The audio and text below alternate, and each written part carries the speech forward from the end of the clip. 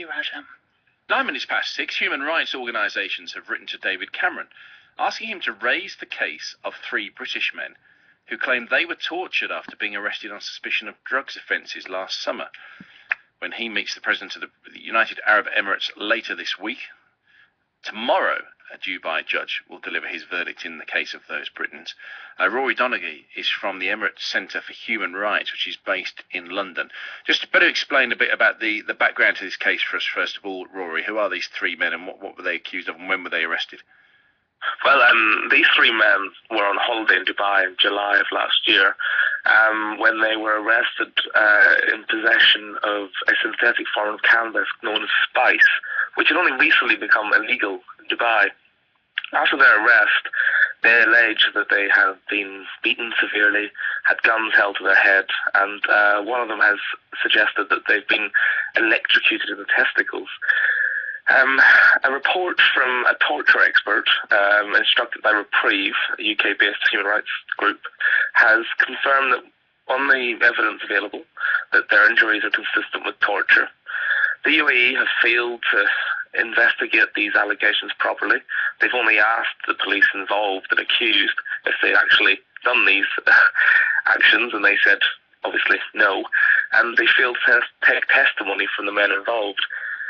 The UAE signed the Convention Against Torture last July, and it requires them to openly and impartially investigate where allegations of torture happen. And they fail to do so in this instance.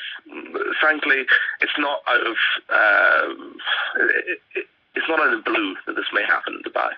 At the moment, there are 94 political dissidents on trial, and they have alleged torture too, and they've gone uninvestigated as well. So in Dubai, it's not crazy to say that both British citizens and domestic citizens alike will be tortured, and frankly, the allegations will go uninvestigated.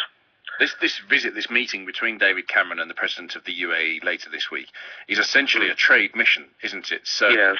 What do you think, David Cameron? How far can David Cameron go without jeopardising that trade mission? Well, I think that, first of all, the trade mission will largely come down to a multi-billion-pound deal involving the sale of 60 Eurofighters warplanes. I think that in the past, and even now, the UAE use lucrative arms deals to shield themselves from criticism. Last week, the Crown Prince of Abu Dhabi went to New York, where he talked to similar deals with the US, and for the past 5 or 6 years, they've been talking with similar deals with France. None of these deals actually materialised. They use them to shield themselves from criticism. So I think that David Cameron should be very careful about hoping that this may even come through. I think that what they should do is ask the UAE to openly and impartially investigate all allegations of torture in line with their signing of the Convention Against Torture last July, against both British citizens and their own citizens alike. There are very serious torture allegations, not just against these 3 men, but against the 94 political dissidents that are also on charge at the minute for simply calling for very mild political reforms. Thank you, Rory. Rori Donaghy from the Emirates Centre for Human Rights, which is based